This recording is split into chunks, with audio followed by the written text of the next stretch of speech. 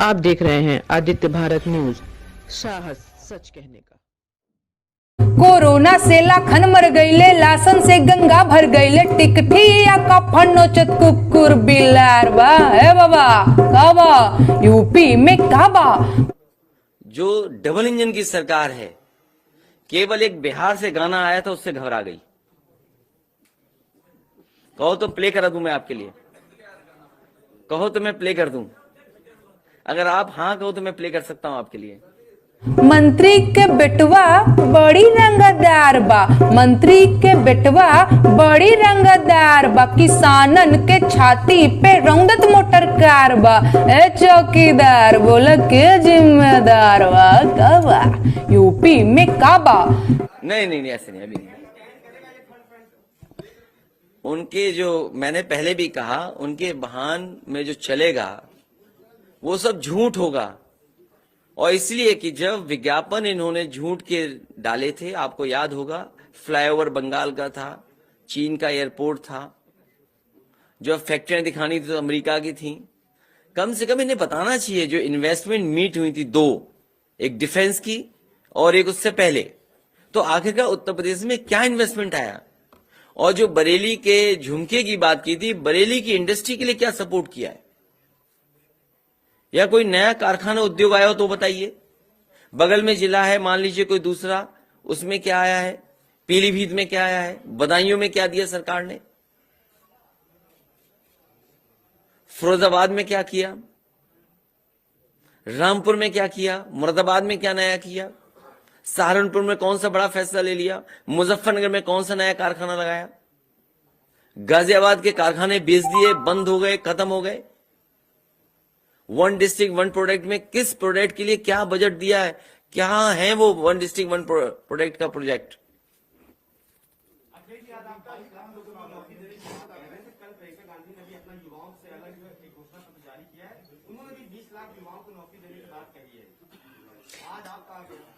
आज तारीख 22 है, 22 में सरकार बननी है, इसीलिए 22 लाख का। लेकिन अगर आईटी सेक्टर में ठीक से काम किया जाएगा, इसलिए मैंने केवल एक जगह का उदाहरण दिया आपको। आईटी हब लखनऊ में कई जगह बन सकते हैं, बरेली में बन सकता है, आगरा में बन सकता है, गाजियाबाद में, नोएडा में पहले से है। तो अगर कोशिश की जाए तो कई जगह आईटी सेक्टर में, आईटी सेक्टर से जुड़ी हुई आईटी सर्विसेज कितनी है। और आप देखिए आज आप ऑनलाइन कंडे मंगा सकते हो, ऑनलाइन आप भैंस गाय खरीद सकते हो। तो आईटी किस क्षेत्र में नहीं पहुंच गया है। कितने ऐप्स बन रहे हैं, स्टार्टअप ऐप्स देखिए कितने बनाए जा रहे हैं। याद कीजिए हमारी सरकार में सबसे फैसला लिया था कि स्मार्टफोन दिए जाएंगे।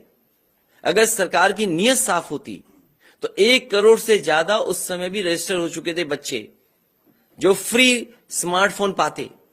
लेकिन सरकार ने 5 साल नहीं दिए स्मार्टफोन।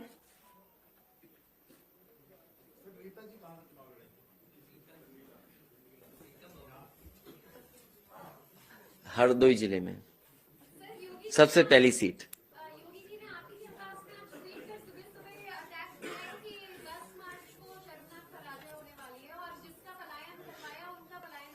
मैं आपसे कहूंगा कि मुख्यमंत्री जी को वो गाना सुनवा दीजिए जो अभी भी गाना सबसे ज्यादा सुना जा रहा है।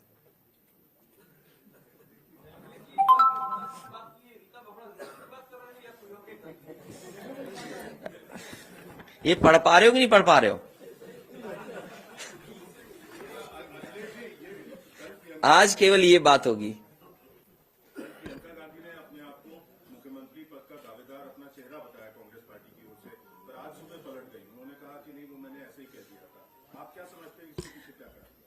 उत्तर प्रदेश में जनता समाजवादी पार्टी की तरफ देख रही है और जनता जो बदलाव चाहती है उसके साथ समाजवादी पार्टी खड़ी है।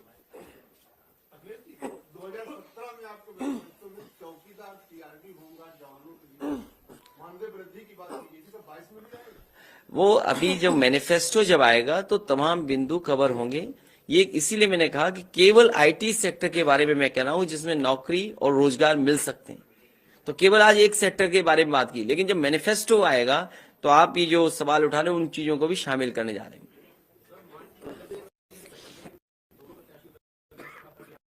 नहीं, मार्च का अगर कहीं और देख लेंगे। हाँ, मुझे पता है बिजनौर शहर का, मुझे जानकारी मिली।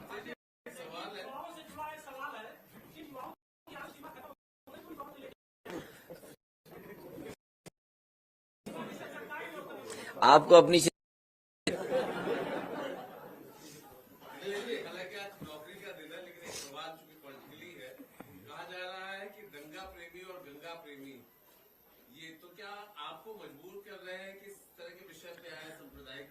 देखिए, जब से पिछले 4.5 साल से मुख्यमंत्री जी बिजली के कारखाने का नाम रट रहे थे, नहीं रट पाए।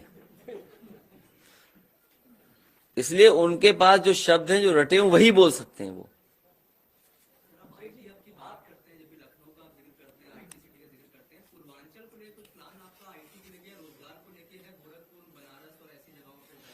मैंने केवल ये कहा कि आगरा है, बरेली है, या आजमगढ़ हो सकता है, बनारस हो सकता है, आपका गाजीपुर हो सकता है।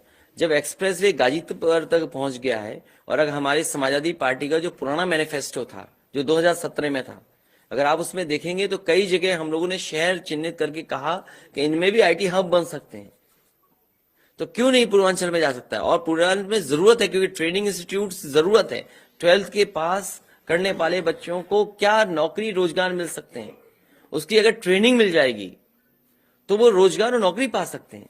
इसलिए इस तरह की आईटी हब्स पूर्वांचल में और लखनऊ से आगे भी ले जाना पड़ेगा, तो कोशिश होगी, ले जाएंगे, और जो भी सहूलियत देनी पड़ेगी वो सहूलियत देंगे। मुझे याद है कि नोएडा और गाजियाबाद से आगे नहीं ये बढ़ते थे।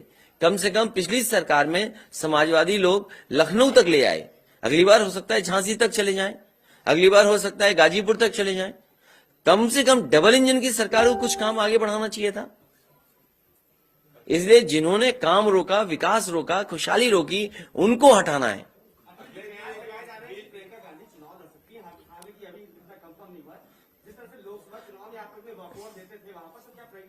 समाजवाद है एक आदमी से एक ही सवाल।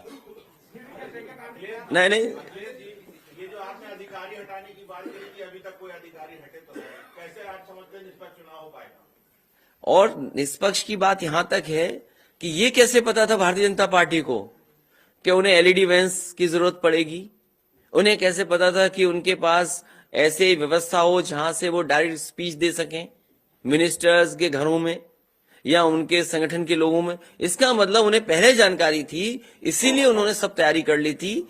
ये आरोप हमारा है, और केवल अधिकारियों का नहीं, बहुत सारी जानकारी भारतीय जनता पार्टी को पहले ही पता लग जाता है। और हमारी कोशिश होगी और लगातार शिकायत करेंगे कि ऐसे अधिकारी या ऐसे लोग जो बैठे हुए, जो भारतीय जनता पार्टी के बनकर के काम कर रहे थे, वो हटाए जाएं।